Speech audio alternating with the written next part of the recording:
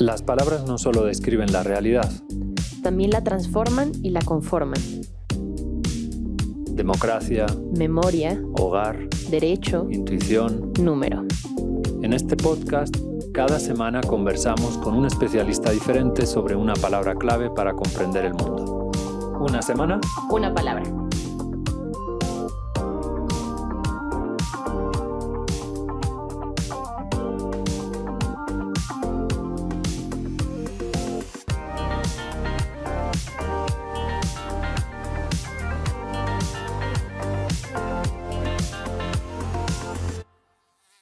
En el momento de mayor conexión entre pueblos de la historia, a veces nos sobresaltan preguntas como esta. Aunque a muchos nos encanta el sushi con aguacate y a algunos la pizza con piña, no a mí, ¿es inocente adoptar en nuestros hogares fiestas como Halloween, Black Friday o Santa Claus? Dice nuestro invitado en uno de sus textos. Los globalistas ven a las naciones como los bloques constructivos de un proceso que nos llevaría hacia el consenso universal, a una ley común universal, donde las fronteras se desvanecerían. Sin embargo, el globalismo tiene implicaciones imperialistas y homogenizadoras. Los localistas, por el otro lado, enfatizan la importancia de las fronteras y argumentan que la ley debe depender de cada estado, pues las ideas globales a menudo son palabras sin sentido o incluso imposiciones antidemocráticas procedentes del extranjero que obstruyen el crecimiento local. Los transnacionalistas optan por una postura intermedia. Hay que estar simultáneamente en lo global y lo local. No obstante, parten de las naciones-estado como las unidades primarias de análisis y, por tanto, perpetúan el nacionalismo. Ante tal panorama, nuestro invitado apuesta, creo, por una cuarta vía, lo glocal. Globalización más localización. Glocalización. Locus significa lugar. Globus, originalmente montón, aglomeración. Luego pasó a significar esfera, globo.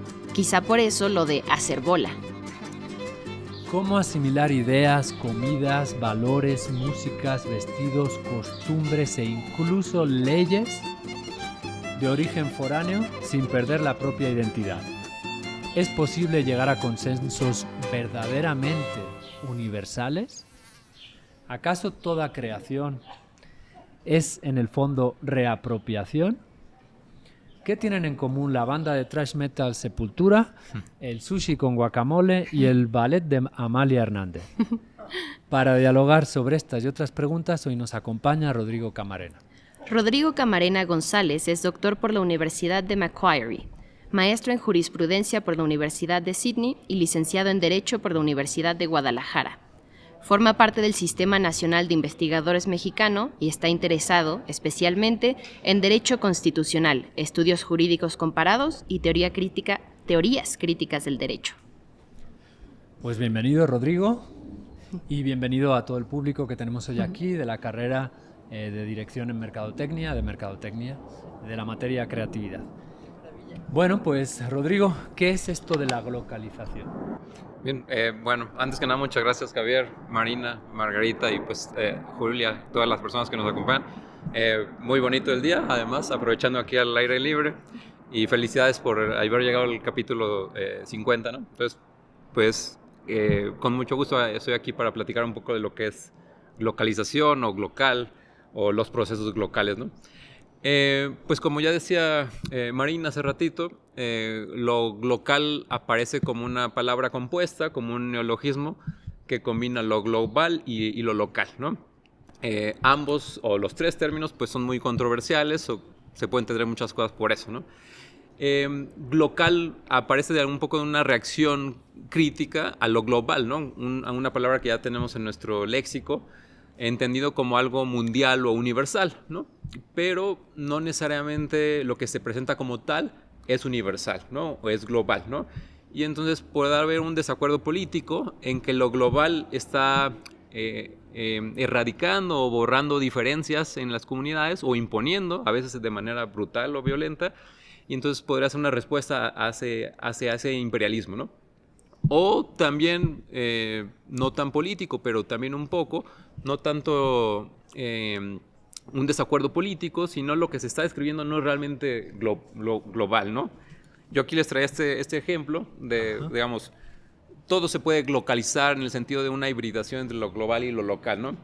Decía Javier, por ejemplo, las leyes, el derecho, ¿no? El mismo concepto de dignidad humana o derechos humanos, o cosas más banales, más coloquiales, pero muy importantes en nuestra vida cotidiana, como los platillos, ¿no? Uno de ellos el helado, por ejemplo, ¿no? Y este libro a mí me llamó mucho la atención, una porque pues, a todas las personas o a la mayoría nos gusta mucho el helado y quería conocer un poco más de la historia, ¿no?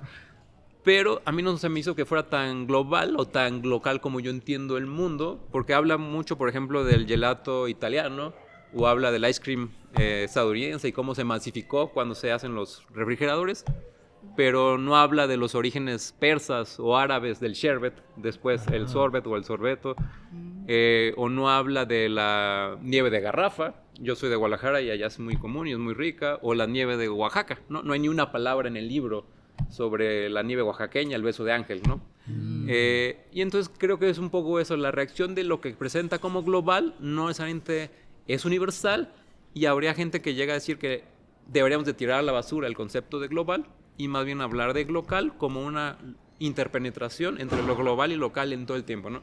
Ya no vivimos en un mundo global, porque ni lo global ni lo local existen. Siempre estamos en lo local, en una hibridación, una interpenetración entre ambos, ¿no? Entonces, un poco por ahí va la idea de estos procesos de interacción, de hibridación entre procesos, entes, cosas, platillos, ¿no? Por aquí hay una compañera que seguro que conoce un libro de Brodel que habla sobre Felipe II y el Mediterráneo, y en donde se describe justamente lo que tú estás mencionando, cómo en el Mediterráneo se dieron ciertas circunstancias geográficas que permitieron el desarrollo de helados. Por ejemplo, las montañas que estuvieran muy cerca de las playas, en Argelia, en el Mediterráneo ibérico, en Italia, bueno, ahora me recuerdo eso. Bueno, ¿algún otro ejemplo de estas tensiones entre lo global y lo local, antes de que te preguntemos sobre cómo eso se refleja en cuestiones jurídicas y legales? Ya. ¿Algún ejemplo sencillo para...? Ok, sí. Digo, lo podemos ver en muchos lados. Quizás luego nos metemos en cosas más serias, pero por ejemplo, hablando de la democracia, ¿no? La democracia es un concepto que tendría cierto sesgo occidental, ¿no? Por ejemplo, siempre nos vamos a Grecia, la antigua Grecia, ¿no? Como si no hubiera otras maneras de organizarnos que no vengan de allá, o que tienen algo en común, pero al mismo tiempo algo de diferente, ¿no? O en cosas cotidianas, ¿no? También, además pensando, creo que siempre voy por los ejemplos culinarios y hablan un poco de mí. Por ejemplo, los tacos al pastor, ¿no? Los tacos al pastor, que son un conjunto de hibridaciones que diríamos es muy mexicano. Quizás tiene algo ahí, pero a lo vez lo mexicano es un híbrido, ¿no? Los tacos al pastor nos llegan un poco por la influencia de Puebla, y a su vez en Puebla por la migración libanesa, ¿no?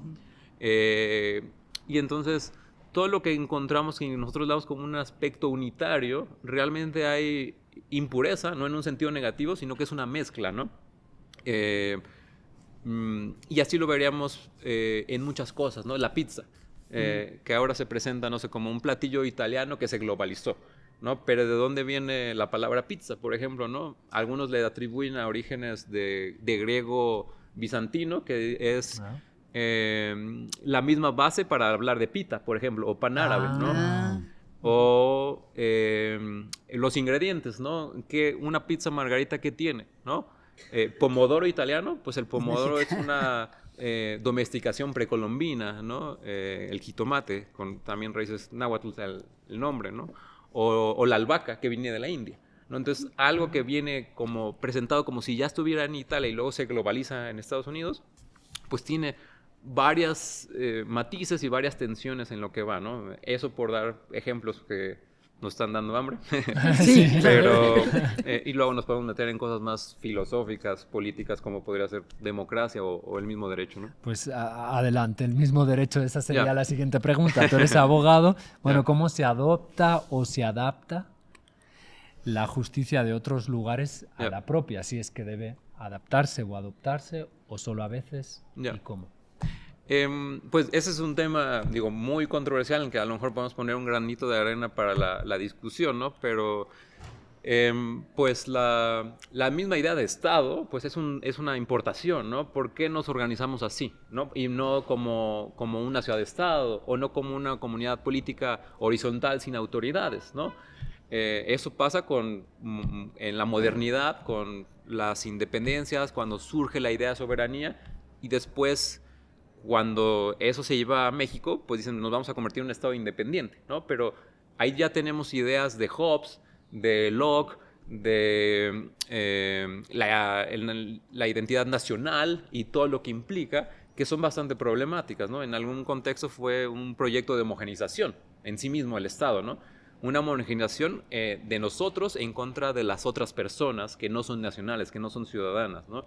Y luego eso se implementa con el derecho, ¿no? Y entonces nuestro derecho pues tiene influencia francesa, anglosajona, colombiana, tiene un poquito de todo y luego se presenta como si eso ya fuera mexicano, ¿no? Pero lo mismo en Estados Unidos o en Francia, ¿no? Son un producto de interacciones de muchas culturas que a veces se invisibiliza esa interacción y eso lo veríamos hasta en la vida cotidiana, ¿no? ¿Por qué tenemos una constitución? ¿Por qué tenemos un sistema presidencial con influencias anglosajonas, pero el presidencialismo mexicano es distinto al de Estados Unidos, ¿no? Y comparte algo con el latinoamericano, pero también hay diferencias internas, ¿no?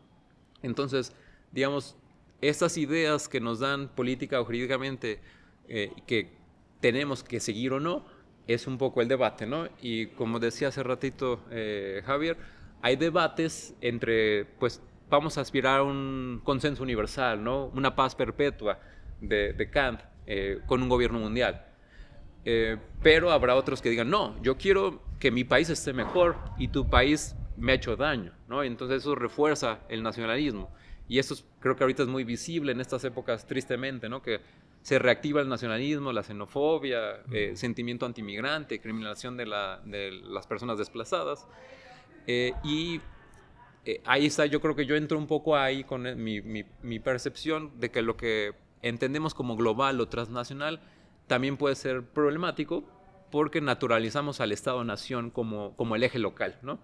Y el eje local es híbrido en sí mismo, ¿no? Y entonces vamos siguiendo el análisis y viendo que hay muchas capas de interacción y que esas capas son importantes conocerlas y son ricas de conocerlas, ¿no? Que somos personas híbridas, somos subjetividades plurales y nos debemos unos a otros, ¿no? Entonces, yo creo que eso es como el panorama general y lo podemos aterrizar en cosas concretas, ¿no? Porque somos una federación, ¿no? Y esa idea que viene de Estados Unidos, pero Estados Unidos se inspiró en las tribus judaicas, ¿no? Etcétera, ¿no? No sé.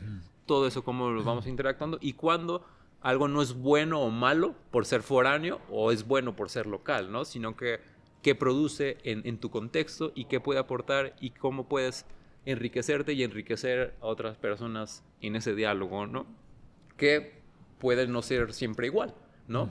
Por ejemplo, nos inspiramos mucho en Estados Unidos, pero ¿qué tanto Estados Unidos voltea a ver a México? Y también criticarnos, ¿no? ¿Qué tanto conocemos de la economía hondureña, ¿no? O el derecho guatemalteco, ¿no? También es reconocer que nosotros también podemos tener nuestros sesgos locales, ¿no?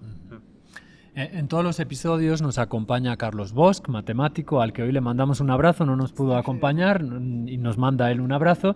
Y entonces hoy, pues, Margarita, te invitamos a que seas tú la que ahorita comiences con tu análisis desde la psicología positiva al respecto de este fenómeno fascinante que nos atraviesa.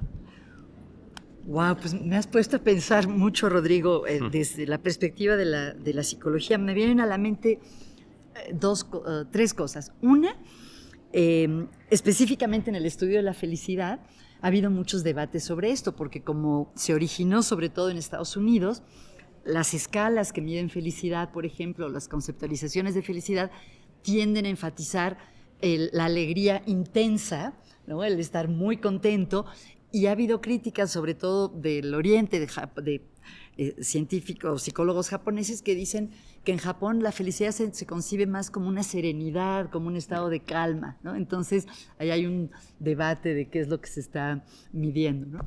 Y también pensaba en lo global y lo local, que me da la impresión, por lo que se ven las estadísticas, por ejemplo, del INEGI sobre el bienestar subjetivo de los mexicanos y en otros países, que lo local puede más que lo global, en cuanto a la felicidad de las personas, lo que suele aportar más a la felicidad de las personas. No me refiero en el sentido de si el sushi es mexicano o purista, sino lo que es más inmediato en su cotidianidad tiende a pesar más en su evaluación de su bienestar que en cosas más que tienden a ser más abstractas, ¿no? Hay que estar en el aquí y en el ahora. Pues sí, realmente sí, ¿no? Y bueno, y me dejaste pensando que a lo mejor es un juego sin fin, porque nunca puedes, si te remontas a los aztecas a su vez tenían influencia de los olmecas, o sea, ¿hasta dónde llegas, no? O sea, creo que es un poco como el problema o el asunto de la deconstrucción, ¿no? Que puedes deconstruir, pero hasta qué punto llega un punto en el que ya es medio, no sé cómo decir, ya no es productivo, ¿no? Sí, creo que algunas personas, digamos, aquí también influye como eso, como cuando tratamos de ver un punto de origen, ¿no? Y el punto de origen nunca vamos a llegar, ¿no? Es como infinito. Claro.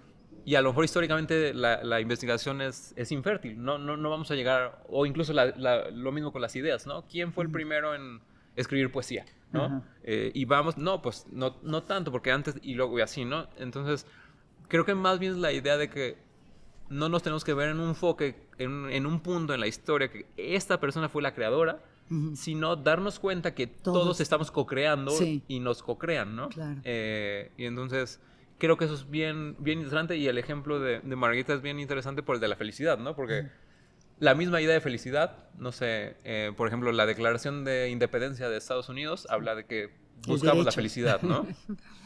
Y países en Asia hablan de la felicidad nacional bruta, ¿no? Como el PIB, pero de felicidad. Y es un concepto, pues, con influencia de muchos lados, ¿no? O sea, ¿qué es la felicidad? ¿Cómo se mide con las problemáticas que puede tener y qué aporta a tu felicidad, ¿no? Creo que hay cosas muy... que parecería muy inmediato de lo que lo local nos hace felices, en el sentido que, no sé, yo hago una fiesta para mis vecinos o mis amigos o mis colegas a los que estoy cerca. Para los amigos de una palabra. Claro. Pero creo que también hay otras cosas que son aparentemente más lejanas que nos hacen felices, ¿no? Por ejemplo, pues en mi caso, o sea, el punk, la música punk, ¿no? No es de raíces mexicanas, quizás, pero el hecho de que lo que me produce escucharlo me hace muy feliz, ¿no? Y puedo a lo mejor encontrar a una persona en la calle que no hable español, que no conozca México, pero compartamos el interés por eso, ¿no? Y eso nos va a hacer felices a pesar o gracias a todas nuestras diferencias, ¿no? Bueno, estábamos hablando de co-crear, entonces aquí la idea es que no nosotros estamos hablando y nuestros oyentes nos están oyendo, sino como dice Unamuno, hay que ir hacia la acción contemplativa y hacia la contemplación activa. Bueno, conclusión, Julia, por favor, es tu turno. ¿Qué tienes hoy, qué nos traes hoy, qué vas a preguntar a nuestro público que nos acompaña? ¿Qué crees que es algo que extranjero que en México se hace mejor que en su país de origen? Hablando de los sesgos, creo que nosotros podemos decir pues muchas cosas, pero bueno, lo pueden pensar, no tiene que ser de comida, puede ser de cualquier cosa, pero sí, no sé si alguien tiene una respuesta. Pues a veces hablar español, por ejemplo. Sí. Los colombianos, el español colombiano. Los colombianos dicen que en Colombia se habla el mejor español del mundo. Por ahí. Con que no sea Chile. Las reglas de tránsito en otros países, Nueva Zelanda, Estados Unidos. ¿Por qué lo dices? Y en México. No, porque la gente no respeta las normas de tránsito para nada. Y creo que la gente en esos otros países tiene más cultura y quizás miedo a las multas. Es que acá esas leyes no son leyes, son unas sugerencias. Exacto. Un consejo. Sí. Creo que sí. El concepto de ley también. Sí. Hay que localizarlo. Yo entendí la pregunta al revés y es ¿qué hacen en México mejor que en el país de origen? Que en el país de origen. Entonces, justo hablando de punk, me acordé de rock y me vino a la cabeza que ahorita están de gira las hermanas Villarreal de Warning, 3 fechas llenas en el Auditorio Nacional. Son 3 chicas de Monterrey, hermanas, que hacen rock y hacen rock en inglés y en español y han llegado a bandas pues muy conocidas de Estados Unidos como teloneras. Wow. Entonces, pues a mí me viene como esto, pues me vienen bandas como Haim, por ejemplo, que son unas hermanas estadounidenses que también hacen rock. Entonces dije, qué interesante que haya sido en México, que haya surgido este fenómeno y que esté teniendo éxito a nivel local y global. Entonces creo que es un buen ejemplo de algo bien hecho, de rock mexicano, también con muchas raíces gringas, estadounidenses, y también en lengua española y en lengua inglesa y pues nacional, ¿no? Y hecho por mujeres, que también creo que es importante. Sí, tienes razón. Pues yo creo que el doblaje en muchas películas, sí. yo creo que Shrek. es mucho, sí. Por ejemplo, el ejemplo que se me viene a la cabeza es Shrek, por ejemplo. Yo creo que es mucho, le da mucho más como carácter a la película, le da mucho más Es una diferente película si lo ves desde su idioma original a un doblaje latinoamericano. Sí, ¿sabes? muy buen punto. Sí, 100%. También a mí me viene a la mente que una vez fui a ver El Rey León aquí en México y también luego lo vi en Estados Unidos y hacen como bromas diferentes y así me pareció mucho más chistoso aquí en México que en Estados Unidos. Sí, bendito doblaje. Bueno, luego regresaremos con otra pregunta, no Lo se del preocupen. sushi con aguacate yo creo que sí es muy cierto, que es una gran buenísimo. adición Gran al sushi, invención, ¿no? Sí. Casi. O los argentinos que no se han enterado de que a su asado siempre hay que echarle limón. Sí, salsita. También. Sí. Sí. Bueno, pues en todos los episodios también Marina nos trae aquí algunos datos curiosos que nos sirven a veces para amenizar la conversación. Yo voy a hablar de ropa, de piratas, de esclavos y de la nao. Muy bien. El traje de China poblana, Sí. que pues es un traje típico evidentemente de Puebla, pero ha sido un símbolo mexicano desde hace bastante tiempo y es reconocido, y viene por una historia muy loca desde el siglo XVII. Está un poco perdido, efectivamente, como el qué pasó, pero entonces se supone que existía esta joven, en muchos lugares le llaman Mirra, sí, Mirra, y dicen que venía de la India y que era una más de a pie, o que venía de algún linaje importante de la India o de la zona, en alguno que otro lugar también te dicen que de Mongolia, y fue secuestrada por, se cree que piratas portugueses. De ahí la llevan a Manila, pues la famosa nao de China. Van hacia Acapulco y la termina comprando, porque estaba de esclava, Miguel de Sosa, que era un comerciante español y parte de la élite poblana. Aquí hay 2 versiones. Una es que cuando él muere, después le concede como su libertad y además se le bautiza como Catarina o Catalina de San Juan. También está la otra versión de que desde la India un grupo de jesuitas la bautizan con el mismo nombre, y pues ya se queda en México por el resto de sus años. Le dicen China porque cualquier persona que venga de Asia le decimos chinos desde siempre, por lo visto, y se ve que cuando desembarcaban en Acapulco los registraban como chinos y venían de Asia. También está la otra versión de que eventualmente se terminó casando dentro de México con un chino, o sea, de nacionalidad china. Ajá. Pero también está la versión de que alguien de la casta chino, de cuando estaba el salto para atrás y tente en el aire y todos esos, la casta chino, y de ahí quedó lo de China poblana. Y cuando viene para acá también se trae pues parte de su ropa y hablan del sari, y esa termina siendo como una mezcla en su vestimenta entre su ropa proveniente de algún lugar de Asia, sé que probablemente de India y toda la parte como súper colorida, la parte española, porque pues estaba conviviendo con la élite española, y también la parte tradicional de los pueblos indígenas y entonces termina siendo este traje con una mezcla de 3 continentes completamente distintos, pero conectados en ese periodo, y se me hizo muy interesante. No bonita la historia, pero interesante. Sí. No, muy interesante. Ajá.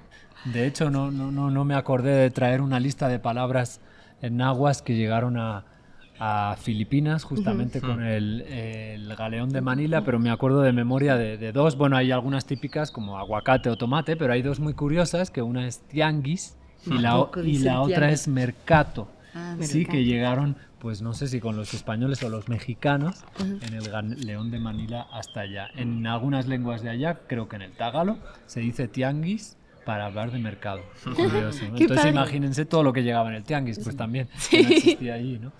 Oye, Rodrigo, a mí me salió la duda si esta corriente de ideas, como lo local, la localización y eso, no sale acompañada en parte de cuando se pierde como la euforia de la globalización, ¿no? Que en los 90s entiendo que la mayoría del discurso sobre el globalismo, la globalización y eso es muy positivo, es como hacer esta unidad y todo eso, y eventualmente entiendo que en parte por lo del 9/11 y también la idea como de la sociedad del riesgo global, que empieza a hablar sobre esta unidad más bien como problemas que nos rebasan y son más grandes que lo que puede hacer cada estado, ¿no? Y pone el ejemplo de Chernobyl, y es pues cómo contienes algo que va en el aire, o el típico ejemplo es los asuntos de contaminación y de cambio climático, y entonces lo global empieza a convertirse en un peligro, y también da alza como aparte de los nacionalismos, a reforzar lo interno y cosas así.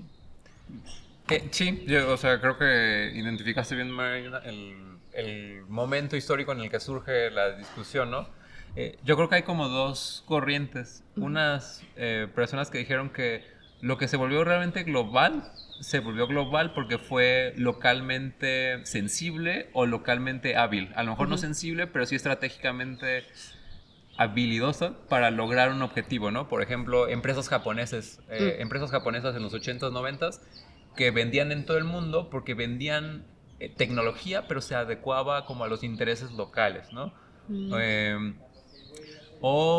La palabra original en la que le suelen atribuir el origen es una palabra japonesa que es dochakuka, que es utilizar tus técnicas de agricultura, pero adecuadas a tu contexto local, ¿no? Pero luego está la otra crítica de que, bueno, el globalismo nos ha llevado a esto, que es un mundo contaminado globalmente, donde además la contaminación no se resiste de manera homogénea, ¿no? Hay contextos donde son más susceptibles o son más vulnerables o son directamente atacados, ¿no? Chernobyl, un caso, pero también, por ejemplo, Bhopal en la India, ¿no? Se habla menos de ese desastre tóxico nuclear, entre otras por desigualdad cultural y política, ¿no? Se habla más del desastre por la URSS, ¿no? Pero ¿por qué no hablan de otros desastres que también contribuyen? Entonces creo que está un poco ese debate de nuevo. Aunque estés a favor o en contra de lo local, hay ciertos agentes que son hábiles en llegar a un contexto porque conocen el contexto local, ¿no? McDonald's modifica sus hamburguesas para venderlas en un mercado, ¿no? Y la otra respuesta es el nacionalismo, ¿no? Creo que es bueno evitar ambas y decir, pues, no, vamos trascendiendo límites o fronteras y vamos reconociéndonos más allá de nuestros estados, naciones, de nuestras nacionalidades, sino pues como estas personas culturalmente híbridas, y tratando de reconocer que sí hay desigualdades políticas, pero la misma localización creo que nos da opciones para resistir, ¿no? Porque lo global, al momento que se hace local, está demostrando cierta fragilidad, cierta debilidad. Si no te adaptas, vas a fracasar. Y eso ya me está dando a mí poder sobre ti, por más que tú seas el ente imperial, por ejemplo, ¿no? Por decir un ejemplo igual medio exagerado, pues, pero que igual logra un poquito la mordida pragmática de lo que puede ser lo local, ¿no? Ajá. En uno de tus textos, de hecho, dices que hay que desnacionalizar la producción de ideas. Me pareció muy interesante esa idea, y aplicada al derecho dices que tenemos la necesidad de un marco interpretativo local para los jueces para que superen el nacionalismo metódico. Ya. ¿Cómo se hace ¿Qué es eso? esto? ¿Qué, Ya. qué significa esto? Ya. Porque en la comida o en el vestido pues lo entendemos más o Ya. menos, pero cuando hablamos de leyes o formas de argumentar jurídicamente no es tan sencillo entenderlo, ¿no? Ya. Sí, yo creo que, no sé, en algún tiempo creo que también me iba mucho con, como que lo local me apresuraba a identificarlo con lo nacional, ¿no? O hace rato Javier hablaba del caso de Sepultura. De Sepultura o Los Simpsons, que son ejemplos que uso ya generacionalmente no abarcan, y además Sepultura es una banda de metal. El metal no suele ser muy popular. Bueno, pero en general. ya que lo mencionaste, extiéndete en el ejemplo. Por ahí dices que en Sepultura se puede encontrar el constitucionalismo mexicano resumido, ¿verdad? Ya, un poco, ¿qué ¿no? significa eso? En los dos lados, ¿no? O sea, Miguel seguro que conoce Sepultura. Sepultura, por un lado, es una banda de metal trash de 80s, 90s hasta la fecha, de Brasil, ¿no? Pero al principio empezó a tocar un género que venía de Estados Unidos e Inglaterra y ni siquiera hablaban inglés. Entonces utilizaban un diccionario para hacer letras en inglés, pero con una lengua que ni conocían, ¿no? Y hay como errores ortográficos, etcétera, en sus primeras letras, ¿no? Pero luego se hicieron más y más populares, pero se hicieron más populares en la medida que se hicieron más híbridos. En los 90s ellos ya trabajaban con pueblos originarios, por ejemplo, de las Amazonas brasileñas, y hacían música combinando el merimbao o otros instrumentos que de hecho venían de la diáspora afrodescendiente en Brasil, ¿no? Entonces empezaron a mezclar mucho y esa mezcla les hizo diferentes a los demás, ¿no? En vez de avergonzarse, la hicieron suya, ¿no? Y creo que hay paradojas similares en el derecho mexicano, ¿no? O sea, nuestro derecho tiene apariencias de influencia estadounidense, pero es aparente, es superficial, porque el federalismo mexicano es muy distinto al federalismo estadounidense, porque ha habido capas de centralismo, porque ha habido capas de luchas religiosas, porque ha habido entendimientos de cómo nos acercamos a ese concepto que están nutridos por todo nuestro contexto cultural, ¿no? Eso, hablando del derecho, es, por ejemplo, hay muchos ejemplos interesantes, ¿no? Por ejemplo, violencia de género a nivel mundial, anclado en un discurso de autonomía, ¿no? Eso pueden decir, esto viene de Occidente, ¿no? Autonomía, el individuo como se sobrepone sobre otros entendimientos de lo que es el bienestar, pero esto se puede adaptar, por ejemplo, en Asia con filosofías basadas en el pensamiento de Confucio, ¿no? Entonces yo adapto una idea y la hago más fértil para que la gente sea receptiva a mi idea, si yo soy sensible, sea a la forma o al contenido local, ¿no? Y hoy, pues el discurso, por ejemplo, de igualdad de género es global o local, según lo aproximamos, porque se ha ido adaptando a ciertas necesidades. En México, por ejemplo, sería claro con un contexto tan desigual, tan violento como el contexto mexicano, pero a la vez eso hace que casi naturalmente el discurso sea más fuerte, porque eso se aterriza en una realidad que, pues, que te persigue, ¿no? Entonces... Yo creo que más o menos lo tocaste, pero ¿qué opinas de esta idea de que los derechos humanos son una imposición de Occidente? Eso iba a preguntar también. Sí, digamos, una de las críticas comunes es la falta de legitimidad cultural de los derechos humanos, ¿no? ¿De dónde vienen los derechos? Podemos rastrear a Kant, a Locke o derecho romano, pero lo actual o lo más reciente es la ONU y la Segunda Guerra Mundial, ¿no? El Holocausto judío, y desde ahí se retoman los derechos, ¿no? Y entonces se llevan a África, se llevan a Asia, se llevan a América Latina, pero ¿por qué nos vamos a involucrar con estas ideas, ¿no? Que no vinculan, por ejemplo, a pueblos originarios, que se vinculan más con una idea del común o lo comunitario o la conectividad más que la autonomía individual, ¿no? Y aquí creo que hay muchas respuestas, ¿no? Es como que, digamos, hay maneras plurales de entender lo que es digno o es justo o es correcto, ¿no? En la India hablarían de dharma como cierto equilibrio, que a lo mejor puede ser más colectivo, o en algunas comunidades indígenas será más que yo como individuo soy parte de una comunidad, ¿no? Y entonces podemos hablar de hibridez de derechos, en que no solo es el individuo, sino es la colectividad, ¿no? Y a lo mejor no es el derecho como lo pensó Kant, sino es el derecho como lo piensa la comunidad aquí y ahora, ¿no? Entonces, pues puedes hibridizar, inconscientemente lo vas a hacer porque tú tienes otro bagaje al de la otra persona, o lo puedes hacer de manera estratégica para lograr alguna lucha política, ¿no? Entonces, creo que ese podría ser uno, y el ejemplo de los derechos es muy recurrente, ¿no? Porque en algunos casos incluso es una manera de colonialismo, si es algo totalmente ajeno y te lo imponen, pero habrá otros pueblos que digan, no, yo hago mío el contexto o el concepto de derechos y lo redefino para mis propias necesidades, ¿no? Y mis propias metas, ¿no? Entonces, creo que esa es una posibilidad, ¿no? Julia, tenías varias preguntas, ¿verdad? O quizás nuestro público tiene alguna otra pregunta. ¿Qué prefieren, preguntar o responder?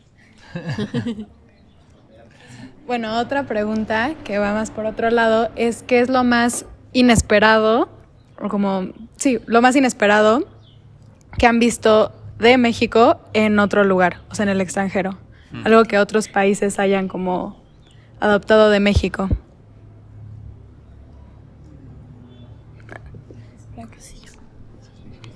Yo tengo una buenísima. ¿Me puedo sentar? Sí, Empieza tú si quieres mientras piensas. Creo que lo que más me ha sorprendido es encontrar música mexicana en todos lados. O sea, en Japón llegué a escuchar música de Juan Gabriel. Entonces sí, para mí es que sí, la música mexicana, sí, el mariachi en Estados Unidos es muy frecuente escucharlo. O sea, la música sí mexicana ha roto barreras, yo creo. Buen ejemplo. Y la propia palabra mariachi, ¿no? Que se supone que viene de mariage, ¿no? Sí. En francés, de boda. Matrimonio. Que estábamos discutiendo un poquito, dijimos, pues la comida mexicana la puedes encontrar en cualquier país. Como el picante o así, como que le están tratando de adoptar como en otros países, como que se sorprenden mucho de que nosotros comamos chile y es como, dicen como picante y es como sinónimo de mexicano o algo así. Pero bueno, también luego mucha gente piensa que la comida de México en otros lugares pues no es muy buena, ¿no? Sí, no, o sea, no es lo mismo comerte unas enchiladas aquí en México que en otro país, definitivamente, pero yo creo que también tienen que ver los ingredientes, ¿no? Y cómo los cultivan y Exacto. todo, de que no es como lo mismo, por el mismo proceso. Sí, justo. ¿Alguien más tiene?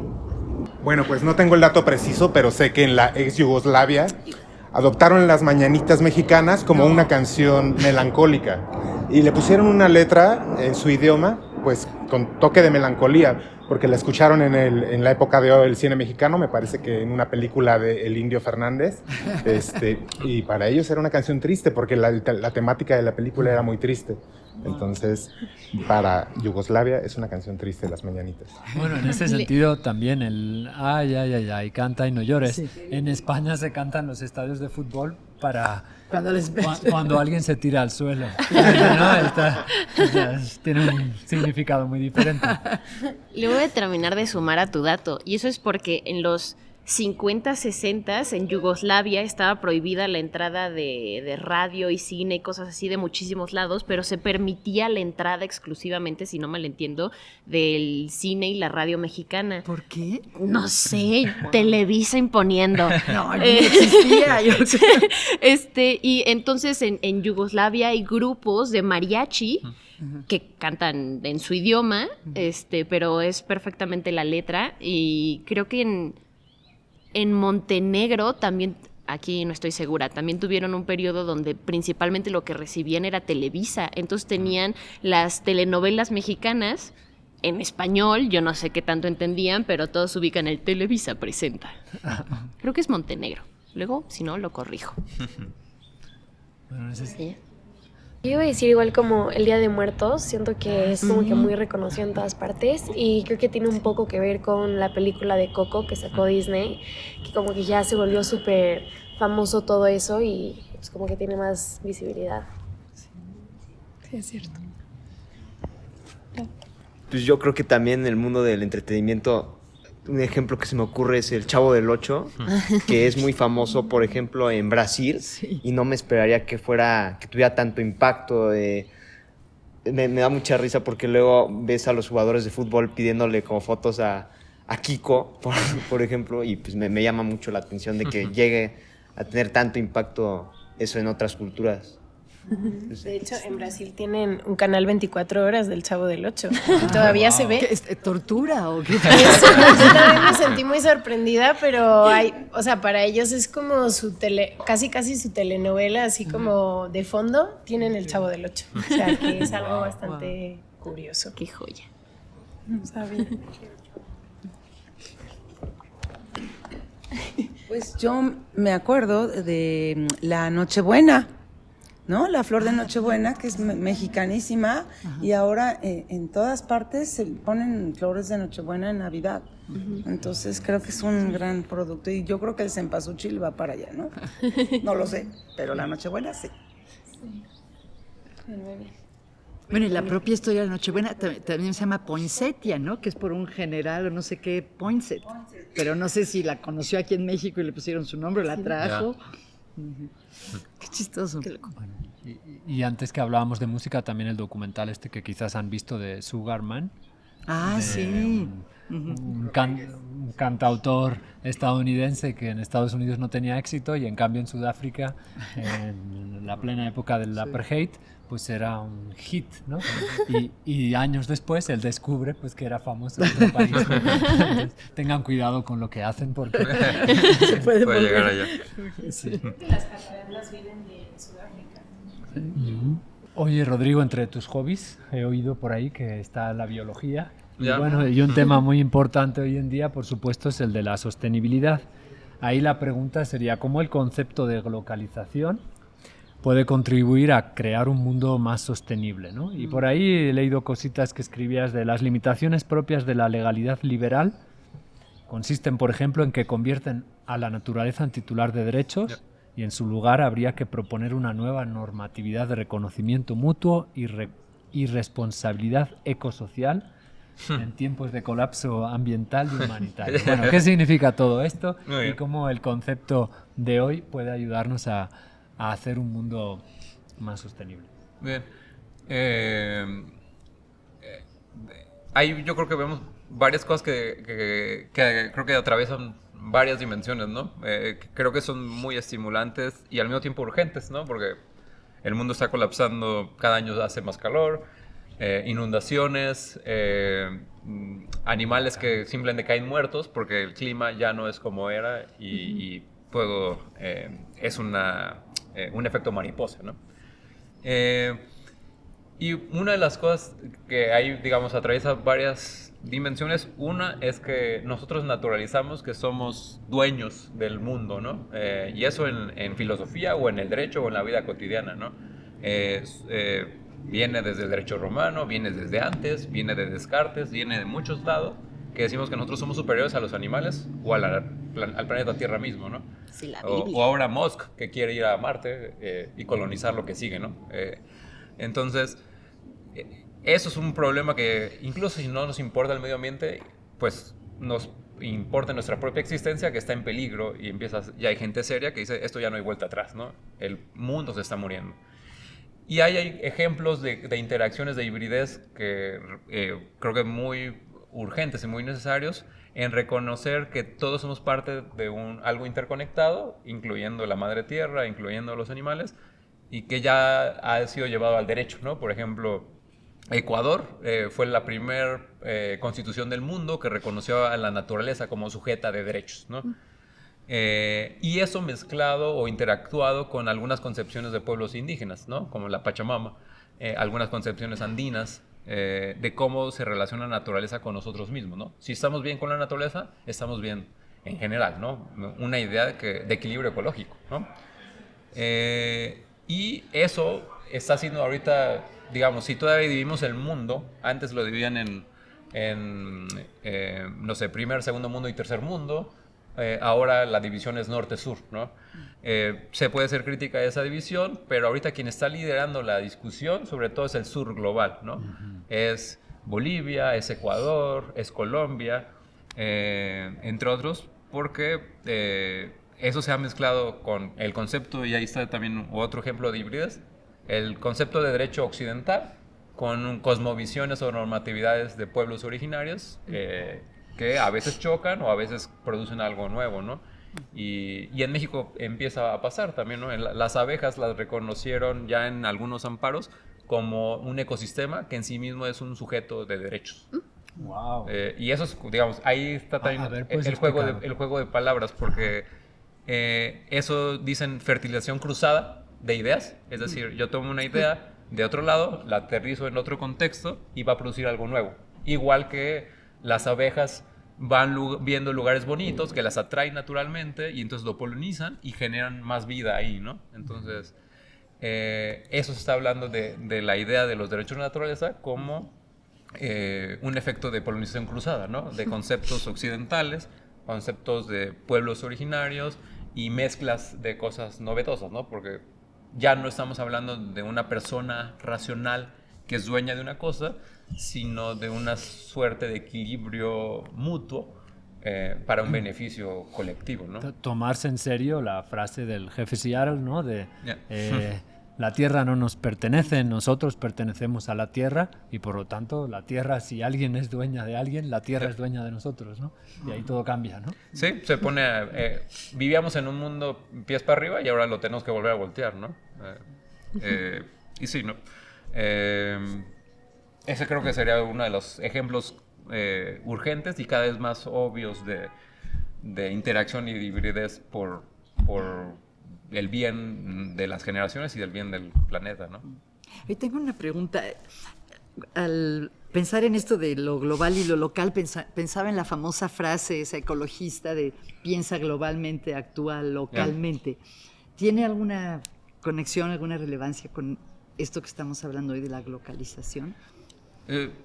Ahí estaría bien debatir, ustedes que piensen, porque no sé, yo creo que es algo en lo que yo a veces pienso, en el sentido que pues es a lo que a lo mejor aspiramos, ¿no? Voy a hacer lo que me quede como consumidor puede tener cierto impacto, ¿no? A lo mejor voy al tianguis en vez de al súper, o en vez de comer mi naranja de Estados Unidos, como mi guayaba mexicana, ¿no?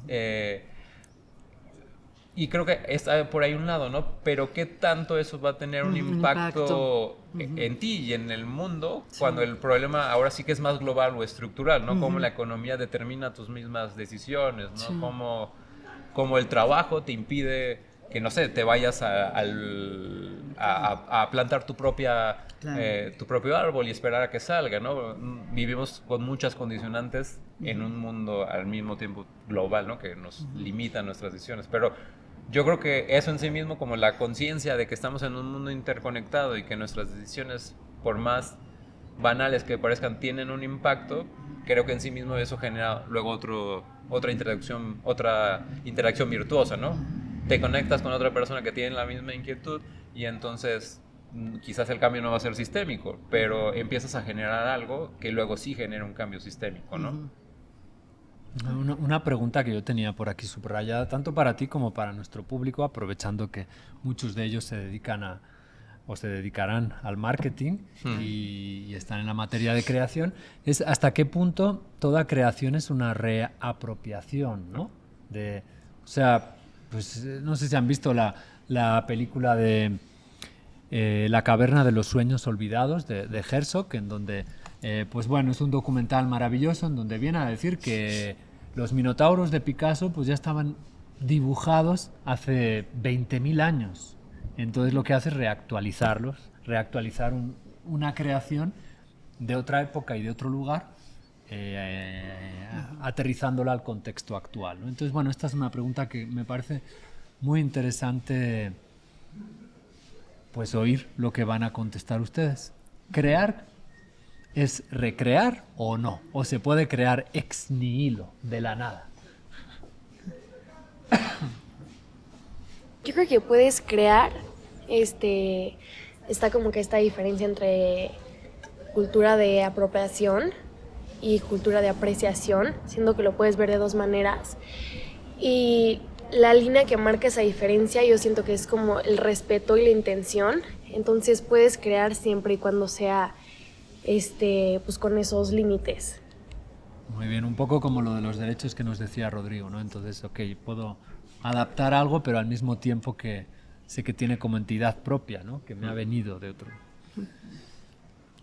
¿Qué más?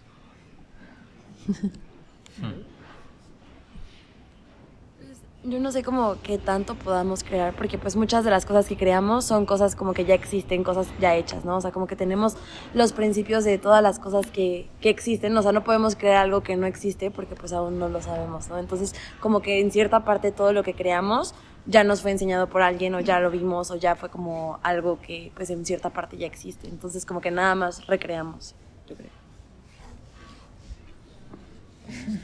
Profesora. Yo quiero lanzar una reflexión, ¿no? Tomando todo esto, y es, ¿qué opinamos sobre la apropiación cultural? Porque hablando de creación y pues recreación de algo que ya existe, la apropiación cultural en este contexto de lo local, creo que es como un tema tanto polémico como útil para la creatividad, pero a la vez muy peligroso en ciertos contextos. Entonces creo que nunca he llegado a tener una idea como clara sobre el tema. Entonces no sé si podemos como irnos por ahí. Sí, creo que es una muy buena pregunta, ¿no? Creación, recreación y bueno, ¿qué sucede con estas grandes marcas que se inspiran en motivos tradicionales de los vestidos mexicanos? Por poner un ejemplo. Sí, yo creo que es el caso más directo, ¿no? De personas en pasarelas en París que utilizan motivos wixárikas o así, ¿no? Que es... Yo creo que a lo que debemos de aspirar, pero con nuestras propias limitaciones, es ver esas asimetrías, ¿no? Cuando una persona va a vender una obra o un diseño a $50,000 y ni siquiera está reconociendo la idea, ni siquiera está pidiendo permiso, eso es como el ejemplo paradigmático de apropiación cultural, ¿no? Sin respeto. En cambio, si vemos en la medida posible que todos somos unas personas incompletas, que nos estamos nutriendo del trabajo de otras personas, en todo lo que vemos, ¿no? O sea, ¿quién hizo este micrófono? ¿Qué trabajo está de ahí? ¿Quién tuvo la idea del micrófono? Las personas que están preparando el audio, que no se van a ver en el programa, no se ven de fondo. Las personas que vinieron aquí, las personas que permitieron que ustedes tomaran el camión o la gasolina para que ustedes llegaran aquí. Para estar aquí, creo que es tratar de reconocer eso, ¿no? A veces puede sonar muy idealista, muy utópico, pero creo que tenemos que tratar de aspirar a esa simetría y en la medida de las asimetrías tratar de comenzar en lo posible, ¿no? Por ejemplo, en el ejemplo de la apropiación, pues mínimo pedir el consentimiento, pero si no quieren, pues no se toca, ¿no? No sé, pero también luego es debatible en por qué otras personas estarían privadas de conocer esa idea o esa imagen, ¿no? Pero pues creo que hay un trasfondo ahí de colonialismo y de desigualdad, pues que es muy importante, ¿no? Que no reproduzcamos las desigualdades, sino en la medida posible igualemos, reconociendo su derecho a la diferencia, ¿no? Creo que, no sé, es algo que... ¿La apropiación necesariamente tiene que ver con un diferencial de poder? O sea, si una persona de un grupo minoritario se pone unos tenis Nike, ¿eso no es apropiación? La apropiación es cuando alguien de Estados Unidos se pone un huipil o... Lo pregunto en serio, sí me lo cuestiono. Bueno, a veces se habla de piratería, ¿no? ¿Perdón? Sí. De piratería. Sí, las fábricas en China que están imitando ilegalmente pues, los tenis Nike. Sí. Yo creo que sí es importante como ver las distintas asimetrías en las que una persona está, ¿no? O sea, puede haber de los dos lados, pero puede haber una apropiación que sea respetuosa y una apropiación que agrave las desigualdades, ¿no? Aunque también, digamos, es idealista en que un individuo tenga la posibilidad, uno, de reconocer y cambiar las cosas, ¿no? Pero al menos con cuestionarlo, pues, no sé. Oye... Quizá añadiendo a lo que preguntabas, para mí la idea de apropiación es cuando alguien utiliza algo que es propiedad de alguien para hacer comercio con ello. En el caso de los tenis Nike, pues cualquiera de nosotros no estamos apropiándonos de la marca Nike porque los compramos de la marca Nike. Claro. Pero si alguien empieza a hacer comercio con algo que parece que es la marca Nike para usarlo para su beneficio comercial, para mí eso es ya, o sea, una apropiación, digamos, ya está utilizando propiedad privada para su beneficio, ¿no? Y entonces cuando utilizas algo que es cultural para hacer comercio con ello, te estás apropiando de ideas culturales, ¿no? Hay muchos ejemplos de de marcas que utilizan diseños indígenas. Voy a hacer aquí un comercial. Someone Somewhere, no sé si conocen la marca, pero ellos lo que hacen es compran los diseños de indígenas oaxaqueños y michoacanos para ponerlos dentro de sus diseños y venderlos así, y todos se benefician de eso, ¿no? Entonces, algo que se exporta, les pagan bien, hay respeto, inclusive hay la propiedad indígena, la marca pone el nombre del indígena que fabricó esa tela, ¿no? Entonces, es como respetuosamente darle el control de su propiedad y que tenga un beneficio económico, ¿no? Entonces, pues, digo, todos tenemos derecho a usar tenis, pero no todos tenemos derecho a vender en la pasarela diseños que no son tuyos. Sí. Yo creo que en general la apropiación cultural, cuando yo la veo más problemática, es justo cuando es lucrar y comerciar con otra cultura sin darle el debido respeto, como mencionaba la compañera. También en algún momento creo que China intentó patentar la Virgen de Guadalupe, algo así, o sea, no manches. También la otra es cuando un grupo más privilegiado puede adoptar características que otro grupo es criticado por eso, ¿no? Creo que el ejemplo más icónico que yo ubico es en Estados Unidos, por ahí de los 60, 70, 80, donde, por ejemplo, a las mujeres negras no se les permitía trabajar en las oficinas con sus trenzas o con el afro suelto, se les pedía que se lo plancharan o fueran bien peinadas o cosas así, y luego fue que actrices y modelos o cantantes blancas empezaron a utilizar las trenzas, que si las utilizaba una persona negra es gueto, pero si los utiliza una persona blanca está cool, está bonito, está sexy, lo que quieras. Y entonces como esta disparidad de tomar algo que es originario de otro grupo cultural y que a ellos los marginaliza y tú lo puedes utilizar o como protegiéndote en tu privilegio, ¿no? También creo que parte de la riqueza humana es el compartir y que podemos crear mucho con las ideas que vienen de otros lugares y mezclas, y eso es lo que nos ha dado como tanta riqueza y como variedad y todo lo vibrante, y como que cerrarte nada más si eres mexicano solo vas a poder utilizar las cosas mexicanas o occidentales en general. Siento que es perder parte de la riqueza que nos caracteriza como sociedades humanas, ¿no? Bueno, nuestros amigos invisibles ya me están haciendo señales, pero no me puedo contener, y una última pregunta puedes contestar muy vagamente o muy sintéticamente. Pero si lográramos realmente una convivencia plena, sana, respetuosa, etcétera, ¿alcanzaríamos esto que dicen algunos autores que tú has estudiado, Pachucanis? No sé, he leído por ahí esto que consistiría en que desaparecería el derecho e incluso el Estado porque no los necesitaríamos. Pues gracias por la pregunta. Creo que también un poco pensando con lo que salió en las preguntas creo que hay un sesgo muy marcado en el derecho que nos viene por influencia occidental, pero por el sistema económico también, es que somos personas y hay cosas y podemos ser dueños de cosas, ¿no? Y eso nos ha hecho mucho daño en cómo nos vemos con el mundo, ¿no? Y entonces creo que hay dos caminos. Hay gente que está proponiendo que el derecho se debería adaptar a la ecología y crear un sistema jurídico que respete el sistema ecológico y trascienda, entre otros casos, la propiedad, por ejemplo. O el otro, una imaginación más radical de un mundo sin Estado, de un mundo sin naciones, de un mundo sin derecho, o de una nueva normatividad que no conocemos. Una normatividad en la que todos somos plenamente iguales, pero plenamente diferentes. Y esa diferencia, esa igualdad nos enriquece, ¿no? Alguien dirá, eso es utópico. Yo creo que hay momentos en la vida en que ya vivimos eso y que el derecho no importa, ni el Estado, ni la nación, ¿no? ¿Cómo cuáles? Como ahorita, ¿no? Ahorita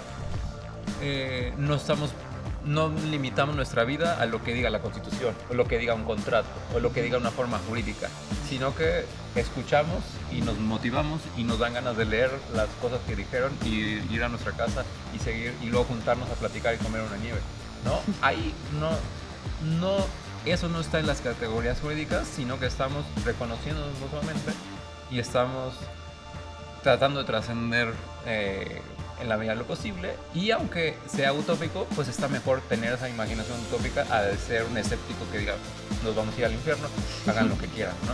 Entonces yo creo que es algo.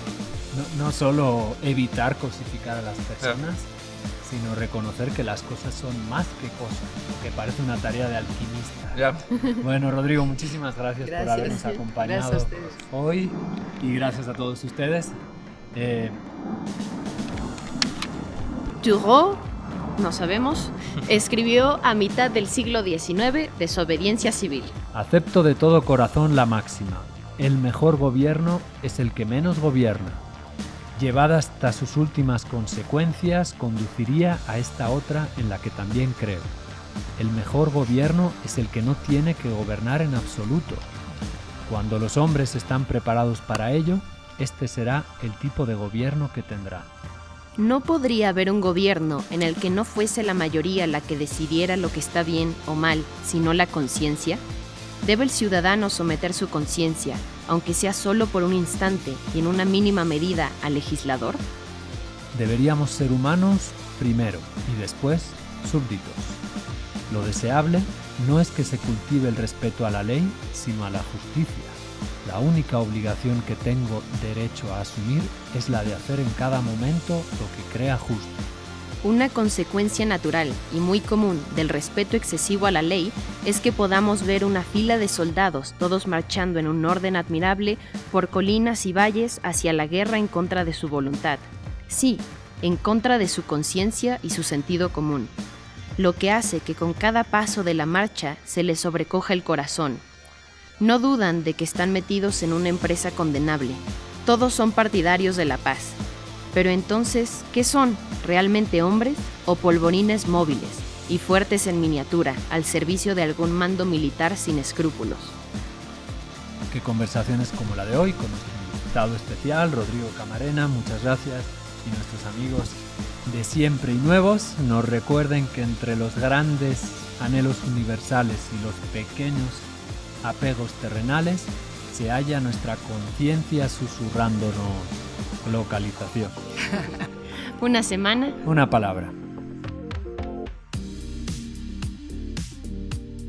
Este programa ha sido posible gracias al Departamento Académico de Lenguas y al CARLE, al Centro ITAM de Estudios del Bienestar, al Departamento Académico de Matemáticas, la Oficina de Comunicación ITAM adscrita a la Dirección de Desarrollo y Comunicación Institucional, y por supuesto a nuestros amigos invisibles, Luis, Bruno, Camila y Paula.